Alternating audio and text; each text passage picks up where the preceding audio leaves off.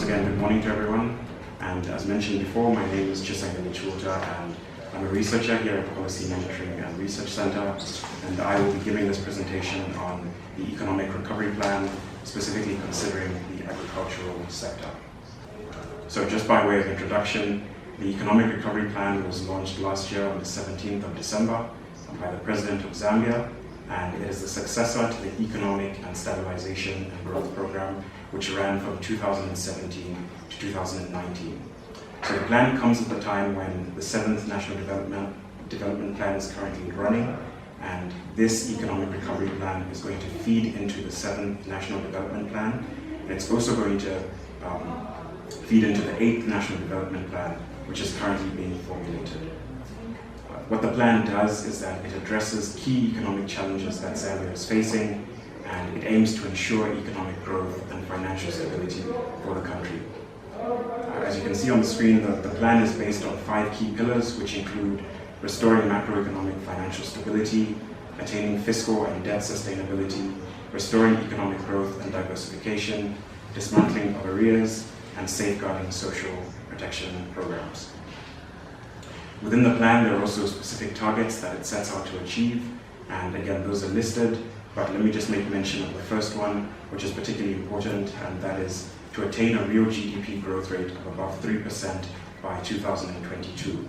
And it's envisioned that the agricultural sector is going to play a key role in helping to achieve this growth rate. Other targets that are in the plan, just to mention a few, to reduce and sustain inflation within single digits by the end of 2022, to raise international reserves to at least 3 months of import cover by 2023, and to reduce the pace of debt accumulation and ensure sustainability over the next 3 to 5 years. So the particular pillar that we are concerned with is the third one, which is restoring growth and diversification, and the agricultural sector falls under this particular pillar. And government's aim is to continue implementing policies policies that are going to enhance productivity and production in crops, fisheries, and the livestock subsectors. The plan also addresses challenges that the agricultural sector is currently facing, and some of those include low productivity, limited crop diversity, and restrictions on agriculture exports. So in order to achieve growth and promote diversification within the sector, what the plan has within it are 4 specific measures that the government seeks to achieve, and then their outcomes related to those specific measures and their actions that the government is going to take to that end. Now, there are a number of those particular measures and a number of actions that are required, and just because of the sheer volume of them, I won't go through each and every one. I'll just make mention of a few that we believe are of particular importance. So beginning with the first measure, which is the promotion of domestic and international markets, one of the major outcomes that the government hopes to achieve is to increase agricultural exports, and one of the ways they're going to do this is through the development of a crop marketing and export policy by the middle of this year. Another thing they seek to do is to enhance the exports of goats, honey, wax, and fish, and this is going to be done in collaboration with the private sector and through the establishment of trade centers in various areas across the country, some of them being borders with DRC and Angola. The second measure that is in the plan is increased agricultural productivity, and again, some of the outcomes are listed here. One of the key ones is to shift resources to key drivers of agriculture, and what the government hopes to do is to promote farm power and mechanization for smallholder farmers. And there's a drive to shift away from traditional methods of farming to methods that involve machinery. The government also has another outcome, which is farm blocks and aquaculture parks development, and in this regard, actions that will be taken include the operationalize an Nsamba farm block, as well as develop aquaculture parks in various areas across the country, including Mfunza, Kasemba, Mungwi, Siaroka, and Samvya. Other outcomes include irrigation development, and under this particular outcome, the government is currently seeking to complete the construction of various dams, as well as to rehabilitate other dams, and also to develop irrigation schemes across the country. The third measure is diversification, and this particular measure is important because, as mentioned, this pillar deals with diversification, and the government feels that's a key way to bring about growth. So some of the outcomes under this particular measure are the promotion of tree crops, and what the government seeks to do, amongst other things, is to strengthen research in fruit tree crops such as granadilla and avocado. Another outcome is diversification away from maize. So the government is going to seek to invest in the processing of other crops other than maize, such as cassava, soybeans, rice, wheat, and cotton. And the government also hopes to fully implement the e-voucher. Currently, it's only being used by about 20% of farmers, but government are hoping that up to 60% of farmers will be on the e-voucher by the end of the 2022-2023 farming season. Another outcome is the production and export of industrial hemp and medicinal cannabis. And in order to do this, the government is going to seek to put in place the necessary laws and systems so as to produce and export hemp and cannabis. And the government hopes to do that by the middle of this year in June. The fourth particular outcome under this measure is livestock promotion. And amongst other things, government is going to seek to put in place vaccination controls and vaccination campaigns. They're also hoping to improve productivity through better management of rangelands, and to focus on the control of animal diseases, as well as to promote public and private partnerships in the operations of the livestock market. And the last outcome under this measure, which is diversification, is to increase fish production. And one of the key things that the government is going to seek to do here is to set up and roll out an aquaculture development fund, which is going to be used to empower rural youths and women so that they can participate in aquaculture. And then the last measure in the plan is government-private sector joint action. And really under this plan, the government is hoping for better partnership with the private sector in stimulating agriculture. So in terms of the role of cooperating partners in supplementing government's efforts, what we've done is to generally put up 4 categories under which we think cooperating partners can be involved. The first one is research and development, and then a particular thing to consider here is that government is hoping to strengthen research in fruit tree crops. They're hoping to strengthen research in fruit tree crops such as granadilla and avocados, so cooperating partners can get involved by helping to conduct this research as well as providing funding for it. Another thing that the government is hoping to do is to conduct a soil analysis and mapping access so as to determine where the best soil fertility is across the country.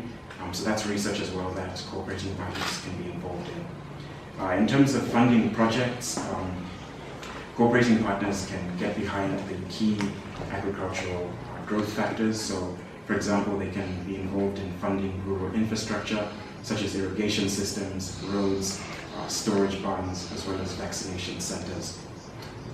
In terms of capacity building and training, for example, with aquaculture, which is still up and coming in Zambia, there's a greater need for knowledge, so where possible, cooperating partners can get involved in providing this knowledge and transferring it to local farmers, as well as being involved in providing extension services for the agricultural sector. And the last measure that's listed here is technological transfer. And in this regard, as I mentioned earlier, there's a need to shift away from traditional farming to more mechanized farming. And so cooperating partners, where possible, can provide that machinery if it's available in their countries. And in addition to this, there's also a need for greater ICT development. So where possible, that kind of technology can be transferred to Zambia as well. So just by way of conclusion, let me restate that the Economic Recovery Plan is vital for Zambia's economic growth, and it's going to be so for the next few years. Agriculture in particular is set to play a key role in that growth, and as I mentioned before, the specific measures which are to be taken are the promotion of domestic and international markets, increasing agricultural productivity, diversification, and government/private sector joint action. And we believe that if these measures take place, growth will accelerate to above 3% in 2021 and also next year in 2022. And as I end, just allow me to share a few recommendations from Policy Monitoring and Research Center.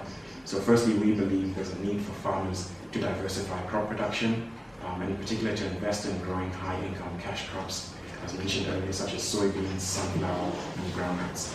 At the moment, the agricultural sector is sort of focused on maize, but we believe we should shift away to the production of other crops as well.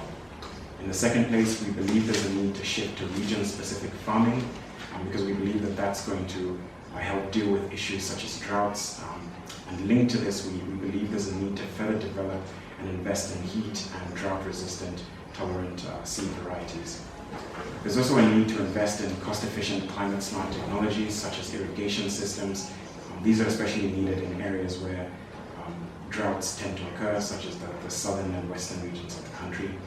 We also believe there's a need to just generally invest in water infrastructure, particularly in areas where there isn't, or rather where there is adequate rainfall, so as to store it. There's also a need to move away from traditional farming tools towards machinery, and we believe that in this regard, the tractor manufacturing plant that is to be constructed in Chibuta is going to play a key role.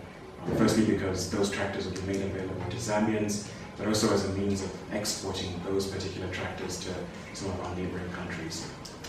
We believe there's also a need to develop and strengthen agricultural value chains, and in this regard, the planned construction of the tomato and fruit processing plant by the IDC is vital because it's going to provide linkages between manufacturing and agriculture, and ultimately this will lead to the promotion of exports. And lastly, we believe there's a need for better coordination between the Ministry of Agriculture and the Ministry of Lands and Natural Resources through the development of an integrated land use plan.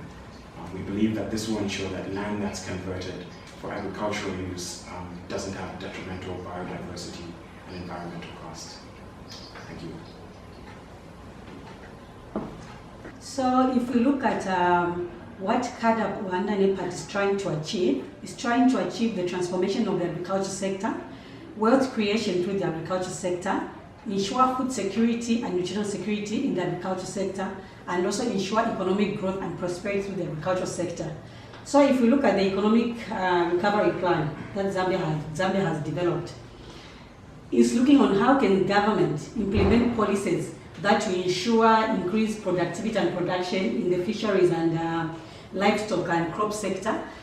Agriculture is one of the sectors that have been recognized in the 7 National Development Plan as one that is going to increase productivity, is going to ensure diversification in the economy, as well as one that is going to be one that will drive the GDP of the country.